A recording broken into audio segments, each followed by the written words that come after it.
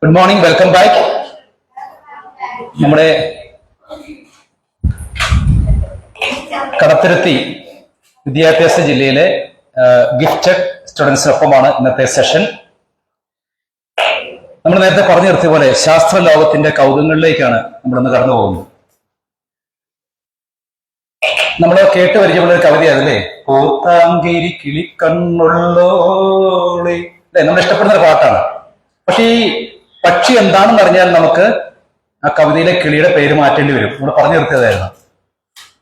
പൂത്താങ്കിരി എന്ന് പറയുന്നത് 7 sister birds, അല്ലെ? ചിലപ്പൻ കിളി അല്ലെങ്കിൽ അലപ്പൻ, കരിയിലപ്പെട, ഇങ്ങനെയൊക്കെ അറിയപ്പെടുന്ന ഒരു പക്ഷിയാണ് നമ്മളവിടെ പ്രതീക്ഷിക്കുന്നത്.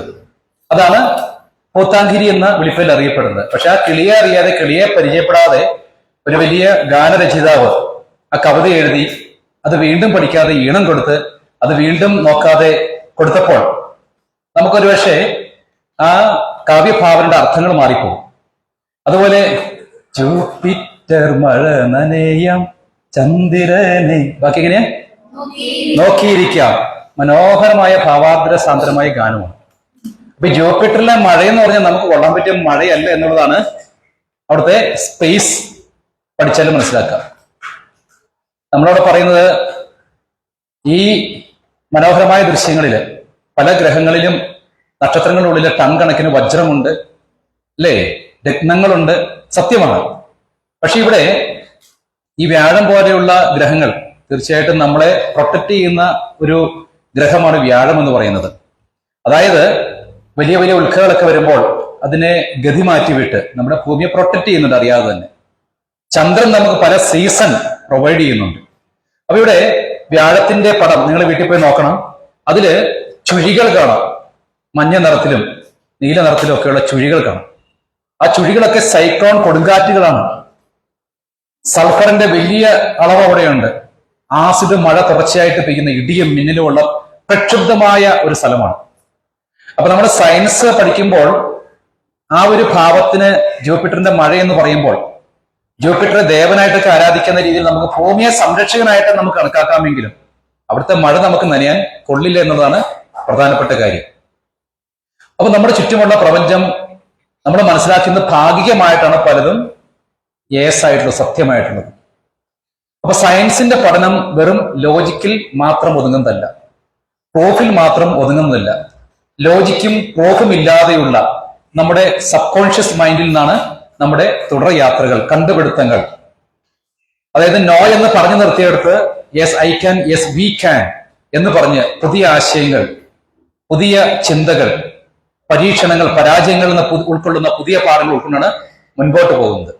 അപ്പൊ നമ്മൾ പറഞ്ഞു നിർത്തിയ ഭാഗത്ത് നിന്ന് ഈ ചന്ദ്രന് ഭൂമിയിൽ നകന്നു പോയാൽ എന്തൊക്കെ സംഭവിക്കുമെന്നാണ് നമ്മൾ ചിന്തിച്ചത്, അല്ലെ? എന്തൊക്കെയാ സംഭവിക്കുക എന്ന് പറഞ്ഞത്? ചന്ദ്രൻ ഭൂമിയിൽ നകന്നു പോയാൽ നമ്മളത് പറഞ്ഞു നിർത്തിയത് നമ്മുടെ എന്താണ്, സമയത്തിന് ദൈർഘ്യം വരും, അല്ലെ?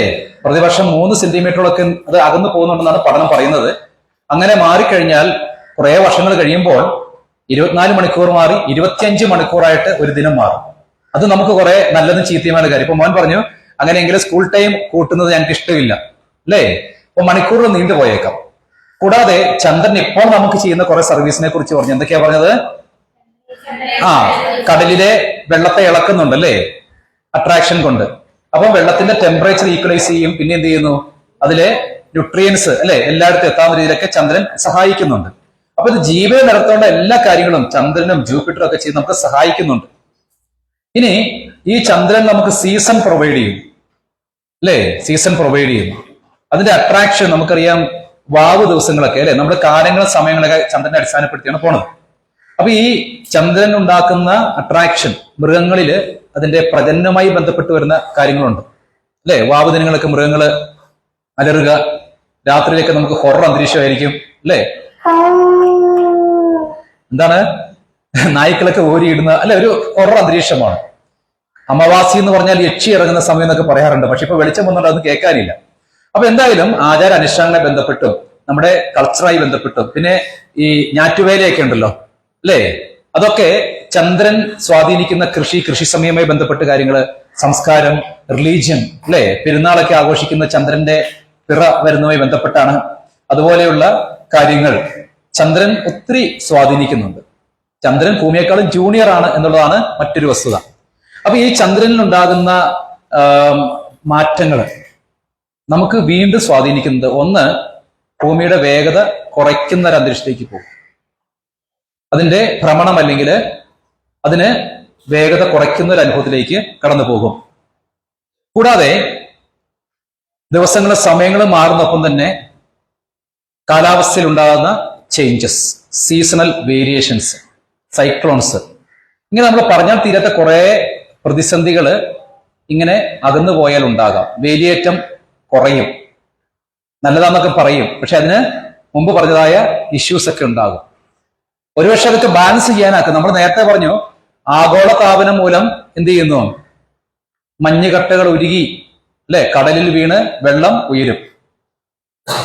ഏതാണ്ട് 10-15 കിലോമീറ്ററോളം എറണാകുളം ജില്ലയുടെ ഭാഗത്തേക്ക് കടൽ കയറാൻ സാധ്യതയുണ്ടെന്നാണ് പഠനം പറയുന്നത്. തുവാലു പോലുള്ളതായ ദ്വീപുകൾ, ദ്വീപ് സമൂഹങ്ങൾ അല്ലേ, അങ്ങോട്ടേക്ക് ഈ വെള്ളം കടന്നു വന്നു കഴിഞ്ഞാൽ കംപ്ലീറ്റ് ദ്വീപുകൾ നഷ്ടപ്പെട്ടു പോകും. മഞ്ഞുരുകിയാൽ തീരുന്ന കേസല്ല, അവിടെയുള്ള ജൈവ വൈവിധ്യങ്ങൾക്ക് ഡാമേജ് ഉണ്ടാകും.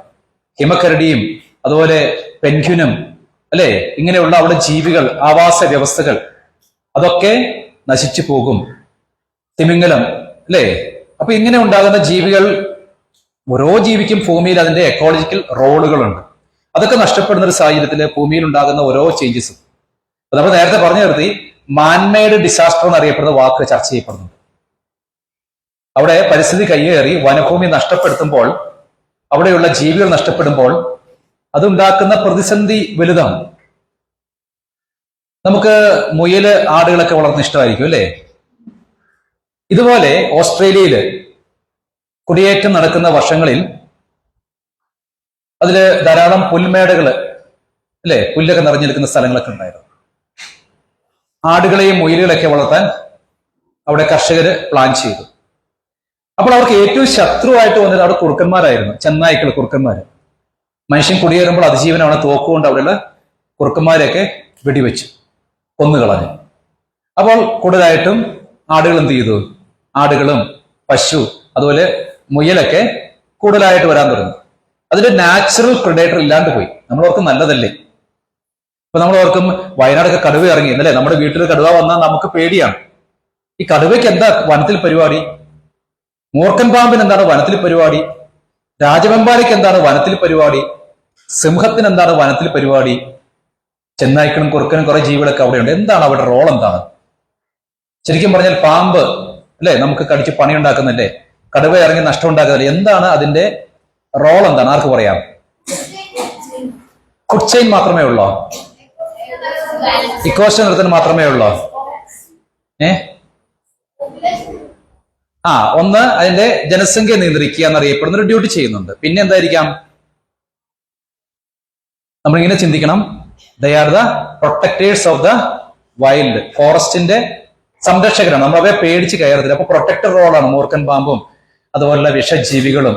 വിഷജീവികൾ മാത്രമേ, വിഷച്ചെടികളും അതൊക്കെ ശത്രുക്കളെ മാറ്റി നിർത്തി ഒരു നാച്ചുറൽ ബയോഡൈവേഴ്സിറ്റി മെയിൻറ്റെയിൻ ചെയ്യണം. പക്ഷെ നമ്മളെ സംബന്ധിച്ച് ഒന്നും പേടിക്കണ്ട. പുലിയോ കടുവയോ ആനയോ സിംഹമോ പെരുമ്പാമ്പോ മൂർഖനോ ഒന്നും പ്രശ്നമില്ല.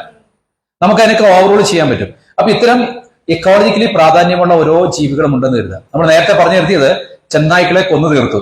സംഭവിച്ചത് എന്താണെന്ന് ചോദിച്ചു കഴിഞ്ഞാൽ, പിറ്റേന്ന് ആ പ്രദേശത്തേക്കുള്ള മൃഗങ്ങൾക്കൊരു ശത്രുവില്ല.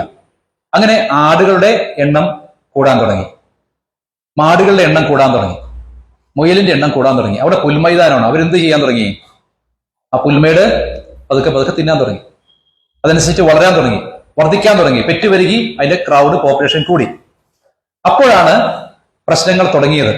കഴിഞ്ഞ വർഷങ്ങളിൽ, കഴിഞ്ഞ 2-3 മാസം മുമ്പ് വരെ നടന്നൊരു സംഭവം എന്താണെന്ന് ചോദിച്ചാൽ പറയാം.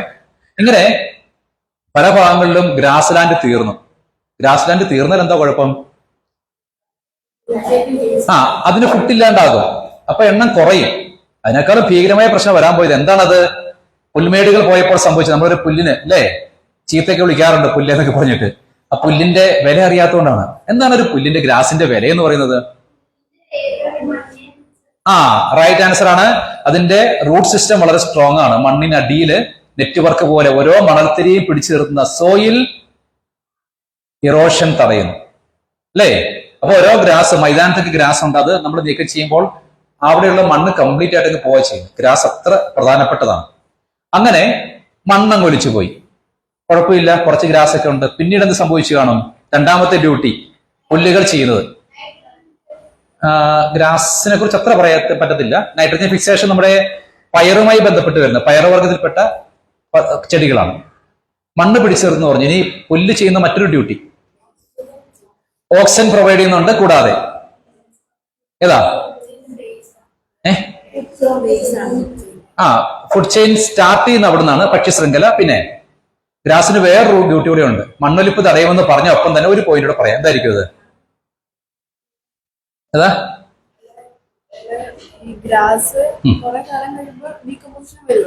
ഡീകമ്പോസിഷൻ വന്നിട്ട് ഹ്യൂമസ് കണ്ടന്റ് കുറയും എന്നൊരു വാക്ക് പറഞ്ഞു. ഹ്യൂമസ്, ഈർപ്പം, മോയിസ്ചർ, അതുപോലെ തന്നെ മണ്ണിൽ ഡീക്കേയിങ് ആയുള്ള കണ്ടന്റ്, മിനറൽ ഉള്ള കണ്ടന്റ് കുറയും. അതാണ് ഞാൻ പ്രതീക്ഷിച്ചത്. ചെരിവുള്ള സ്ഥലത്തൊക്കെ മഴ പെയ്യുമ്പോൾ പുല്ലിന് വലിയ പ്രാധാന്യമുണ്ട്. കാരണം എന്താ? പെയ്യുന്ന വെള്ളം ഒറ്റയടിക്ക് ഒഴുകി പോകാതെ അല്ലേ, സ്പോഞ്ച് പോലെ പതുക്കെ അത് ഹോൾഡ് ചെയ്യും. ബാക്കി മഴ പെയ്താലും ഒരാഴ്ചത്തിനോ രണ്ടാഴ്ചത്തിനോ മൂന്നാഴ്ചത്തിനോ നദികൾ പിറക്കുന്നതിന് കാരണം ആരാണ്? ഗ്രാസസ് ആണ്. ചെറിയ ഉറവുകൾ ഉണ്ടാകുന്നത്. അപ്പൊ നമ്മൾ പറയും ഈ വെള്ളം കിട്ടണമെങ്കിൽ മരങ്ങൾ നട്ടാൽ മതി. അതിനേക്കാളൊക്കെ പ്രധാനപ്പെട്ട ഗ്രാസസിന്റെ പ്രാധാന്യം. മരം ചെരികൾ ഗ്രാസസ് ഉണ്ടെങ്കിൽ പെയ്യുന്ന വെള്ളം പെട്ടെന്ന് ഒഴുകി പോകുന്നില്ല. അല്ലെങ്കിൽ ഇപ്പൊ നോക്കുക, നമുക്കറിയാം ഈ പെയ്യുന്ന വെള്ളം എത്രത്തോളം വെള്ളപ്പൊക്കം ഉണ്ടായി. അടുത്ത ഡിസംബർ ജനുവരി തൊട്ട് നമ്മൾ വെള്ളത്തിന് വില വാങ്ങാൻ വേണ്ടി ഓടി നടക്കണം. കാരണം മരങ്ങളുടെയും അതുപോലെ തന്നെ ഗ്രാസ് പോലെ ചെടികളുടെ ഒക്കെ എണ്ണം നമ്മൾ കുറയും. നമ്മൾ തന്നെ കസ്റ്റമൈസ് ചെയ്യുന്നുണ്ട്. ഗുണവും അനുഭവിക്കുന്നുണ്ട്, ഇരട്ടി ദോഷവും നമ്മൾ അനുഭവിക്കുന്നുണ്ട്. നമ്മുടെ ഭാഗം ഓക്കെ ആയിരിക്കും, അടുത്ത തലമുറയ്ക്ക് എന്ത് എന്നുള്ള ക്വസ്റ്റ്യൻ നമ്മൾ ചിന്തിക്കേണ്ടിയിരിക്കുന്നു. അപ്പൊ ഈ വാട്ടർ ഹോൾഡിംഗ് കപ്പാസിറ്റി, നദികൾക്ക് പിറവി കൊടുക്കുന്നത്, പാറയുടെ മുകളിൽ നിന്ന് വരെ വെള്ളം ഉറവയുണ്ടാകാൻ സഹായിക്കുന്നത് ഗ്രാസസ് ആണ്. ഗ്രാസിന്റെ ഒപ്പം തന്നെ മോസുകൾ എന്നറിയപ്പെടുന്ന ചെടികളുണ്ട് അല്ലേ. മോസുകളാണ് ഒന്നുകൂടി വാട്ടറിനെ നൈസായിട്ട് ഹോൾഡ് ചെയ്യുന്നത്. ഗ്രാസ് വെള്ളത്തെ ഹോൾഡ് ചെയ്യുന്നു. അപ്പൊ ഈ പറഞ്ഞ ഓസ്ട്രേലിയൻ മലനിരകളിൽ ആ പുല്ല് ഗ്രാസസ് പോയതോടുകൂടി മണ്ണങ്ങ് തീർന്നു. പെയ്യുന്ന മഴയും വെള്ളമൊക്കെ അവിടുന്ന് മണ്ണിലേക്ക് ഇറങ്ങാതെയായി. പിന്നീട് സംഭവിച്ചെന്തായിരുന്നു? ഡ്രൈ ലാൻഡ് ആയിട്ട് മാറി, ഡിസേർട്ടായിട്ട് മാറി. താഴെ എങ്ങോ കെട്ടിക്കിടന്ന വെള്ളവും ചൂടില് വറ്റി തീരാൻ. കാരണം റീചാർജിങ് നടക്കുന്നില്ല, മഴയൊക്കെ അവിടെ കുറവാണ്. അപ്പൊ ഉള്ള ഒരു ബയോഡൈവേഴ്സിറ്റി നമ്മൾ ചെയ്തത് എന്താണെന്ന് ചോദിച്ചാൽ, മരം വെട്ടാൻ പോയില്ല, പുല്ല് വെട്ടാൻ പോയില്ല. നമ്മൾ ചെയ്തത് നമ്മുടെ കൃഷിക്ക് വേണ്ടി, നല്ല കാര്യമാണ്, നമ്മൾ കഴിയുന്നതിന് വേണ്ടി. പക്ഷെ എന്താ സംഭവിച്ചത്? ആ ഗ്രാസസ് നമ്മൾ വളർത്തിയ ജീവികളിലൂടെ, ബിസിനസ്സിലൂടെ അവിടെ തീർത്തു. പിന്നീട് സംഭവിച്ചെന്താണ്? വെള്ളമില്ലാണ്ടായി. ആ ഗ്രാമത്തിൽ നിന്ന് ആളുകൾ മാറിപ്പോകുന്ന അവസ്ഥ. പിന്നീട് മൃഗങ്ങൾക്ക് വെള്ളം കൊടുക്കണ്ടേ, വെള്ളമില്ല, മൃഗങ്ങള് ചത്തുപോകുന്ന സാഹചര്യം. നോക്കുക, ഓരോ ചെറിയ ശത്രുവിനും, പ്രകൃതിയിലെ ശത്രുവിനും അതിന്റെ ഉപയോഗമുണ്ട്, മനുഷ്യന്റെ ശത്രുക്കൾ ഒഴികെ. കഴിഞ്ഞ മാസങ്ങളിലൊക്കെ പത്രത്തിൽ വാർത്ത, ആയിരക്കണക്കിന് ആടുകളെ ദയാവധത്തിന് വിധേയമാക്കി കൊന്നുകളഞ്ഞു. നമുക്ക് ചിന്തിക്കാൻ പറ്റുമോ? മൃഗങ്ങളെ വെറുതെ കൊന്നുകളയുക. ആഹാരത്തിന് വേണ്ടി നമ്മൾ ഈ ആളുകളൊക്കെ കശാപ്പ് ചെയ്യുന്നുണ്ട്. ഇവിടെ ഈ പറയുന്ന വലിയ ആയിരക്കണക്കിന്, പതിനായിരക്കണക്കിന് ആടുകളെ കൊന്നുകളയുന്നതിന് കാരണം മനുഷ്യൻ എക്കോളജിക്കലി എടുക്കുന്ന, നമ്മുടെ മാത്രം ഭാഗം നിന്നുകൊണ്ടെടുക്കുന്ന തീരുമാനമാണ്. ഒരു വശത്ത് നമുക്ക് വികസനം എന്ന് പറയുമ്പോൾ വികസനം നമ്മുടെ ആംഗിളിൽ ചിന്തിക്കുന്നുള്ളൂ, നല്ലതാണ്. ഇവിടെ നമ്മൾ ചിന്തിക്കേണ്ട പ്രധാനപ്പെട്ട കാര്യം, man for the nature or nature for the man. ഏതാവും ശരി? നേച്ചർ ഫോർ ദ മാൻ ആണോ മാൻ ഫോർ ദ നേച്ചർ? അതല്ലേ ശരി? മാൻ ഫോർ ദ നേച്ചർ. കാരണം നമ്മൾ ഈ ഭൂമിയിലെ അനേക സ്പീഷീസുകളില്, മില്യൺസ് ഓഫ് സ്പീഷീസില് ഒരു ചെറിയ സ്പീഷീസ് മാത്രമാണ് ഇന്ന് അവശേഷിക്കുന്നത്.